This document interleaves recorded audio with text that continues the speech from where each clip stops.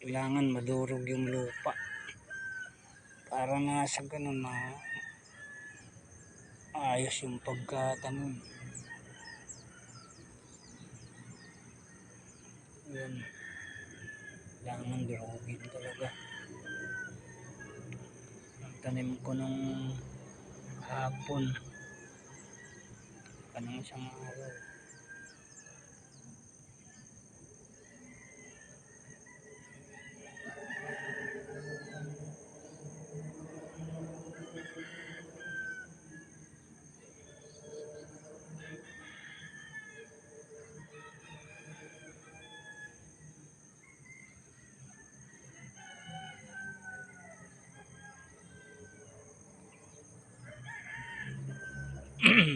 Ito lang yung mahirap magtanim ng pitsay kasi kailangan talaga makukultivate mo yung lupa bago mo itanim.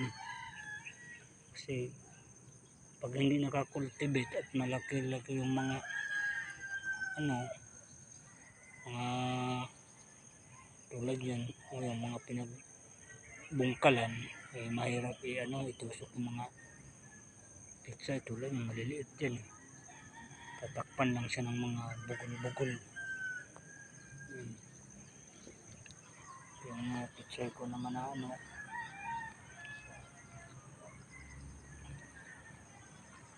na-harvest na. Na-harvest na yung mga malalaki na yung natira. Maliliit pa lang. Ito may damdam na.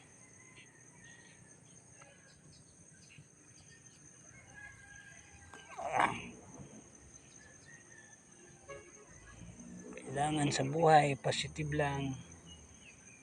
Tuloy-tuloy lang ang pagtatanim-tanim ng mga gulayin para hindi ka nabibili kapag gusto mo maggulay. At pwede ka rin magbenta kung medyo marami-rami ang iyong maitanim. Alam ito, maraming damo.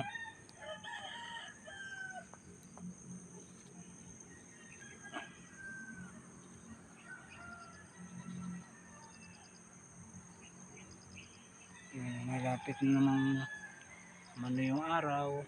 Ayan medyo lumalabas-labas na. Yung magandang